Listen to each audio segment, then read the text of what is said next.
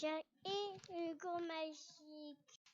Une histoire de Richard Walker, racontée par les grandes sections de l'école Saint-Nicolas. Jacques vivait avec sa mère et Daisy leur vache, dans une ferme délabrée à l'écart de la ville. Il n'avait pas beaucoup d'argent, mais il ne s'en souciait guère. Mais un jour, il a pu y en manger. Pas même une croûte de paracis. Il ne restait plus d'argent pour quoi que ce soit. « Quel malheur, Jacques !» lui dit sa mère. « Il va falloir vendre notre pauvre vieille Daisy. Demain, tu te lèveras tôt et tu l'emmèneras au marché. Tâche d'en tirer un bon prix. » Le lendemain, il se leva à l'aube et se mit en route avec Daisy. Au détour d'un chemin, il rencontra un drôle de petit bonhomme. « Bonjour à toi, mon garçon. C'est une belle vache que tu as là. Est-ce que tu accepterais de me l'échanger? »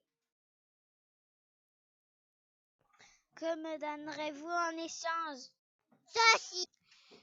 En plongeant la main dans une de ses poches, il en sortit 6 beaux haricots.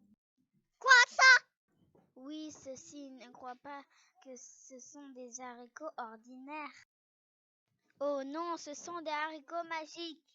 Mais je ne sais plus quels sont leurs pouvoirs. » Jacques aimait la magie par-dessus tout. Alors il lâcha Daisy, prit les haricots et rentrait chez lui. À peine arrivé, Jacques jeta les haricots sur la table. « Qu'est-ce que c'est que ça? »« Ce sont des haricots magiques, maman. Je les ai échangés contre Daisy.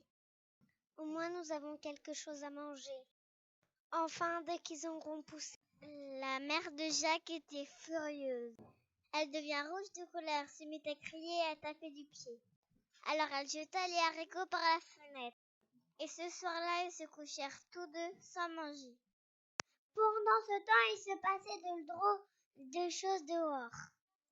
Les haricots s'enfonçaient dans le sol. Les racines pénétraient profondément dans la terre. Et des pousses émergeaient à la surface. Elle faisait craquer le sol et s'élèverait haut dans le ciel. Elle continuait à grandir et grandir jusqu'au pays des nuages. Une longue tige se pencha sur la maison et frappa à la fenêtre. « Oh, qui est là ?» demanda Jacques en bâillant. Il approcha de la fenêtre et ouvrit les rideaux. Il découvrit le plus grand haricot qu'il n'a jamais vu. Je me demande jusqu'où il monte. Il n'avait qu'une seule façon de le découvrir. Il enjamba le rebord de la fenêtre et se mit à grimper le long de la tige. Finalement, Jacques atteignit au pays des nuages. Au loin, il pouvait voir un énorme château. Jacques s'en approcha et frappa à la porte. La lourde porte grinça et Jacques aperçut une vieille femme qui le scrutait. « Va-t'en, tu ne peux pas entrer. Il sera bientôt de retour. Va-t'en. »« S'il vous plaît, je connais personne ici et je meurs de faim. Puis-je rentrer un instant pour manger quelque chose? » ?»« Très bien, tu peux rentrer 1 minute. Mais il ne faut surtout pas qu'il t'aperçoive. » »« Qui ça? »« Le géant, bien sûr. S'il t'attrape, tu peux être sûr qu'il te mangera. Il a un affreux caractère et tu ferais mieux de l'éviter. Cache-toi vite parmi les sacs si tu l'entends arriver. » À peine eut-elle fini de parler que des bruits de pas lourds retentirent. Jacques eut juste le temps de se glisser derrière une pile de sacs avant que la porte ne s'ouvre violemment et que le géant n'apparaisse. Sniff, sniff, sniff. Ça sent la serre fraîche ici. Un enfant est venu dans cette pièce. Où est-il? Où le caches-tu? Oh, ne sois pas idiot. La seule chose que tu as pu sentir, c'est le ragoût que j'ai préparé. J'étais en train de le goûter, en veux-tu un peu?